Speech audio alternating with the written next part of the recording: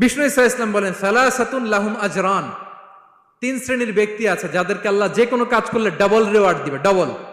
আপনি নামাজ পড়লে যাওয়া সওয়াব, এক করলে দ্বিগুণ সওয়াব। এর মধ্যে এক শ্রেণীর হচ্ছে ওয়াল আবদুল মামলুক ইদা আদ্দা হাক্কাল্লাহ ওয়া হাক্কা মাওয়ালিহ, ওই দাস যে তার আল্লাহর ইবাদত করে, আল্লাহর হকও পালন করে আর তার মনিবের হকও পালন করে। এখানে দাস বলতে শুধু আগের সময়ের দাসই নয়, বর্তমান সময়ের যারা কর্মজীবী তারাও। কোন কর্মজীবী সে যদি আল্লাহর বিধান, আল্লাহর হক আদায় করে, পাশাপাশি যার আন্ডারে সে কাজ করে তার হকও আদায় করে, বিষ্ণু ইসা ইসলাম বলেন সব কাজে তার প্রতিদান হবে ডবল ডবল। পড়েন আল্লাহু আকবার। তাহলে শ্রমিকের দায়িত্ব হচ্ছে কোম্পানিকে যে সার্ভিস তার দেওয়া এটা পূর্ণাঙ্গ রূপে দিতে হবে। কথা বলেন ঠিক কিনা? আপনার মালিক আপনার কাছ থেকে এটা প্রাপ্য, এটা তার অধিকার, বিশ্বস্ততা। ইন্না খায়রা মান ইস্তাজারতাল কবিউল আমিন।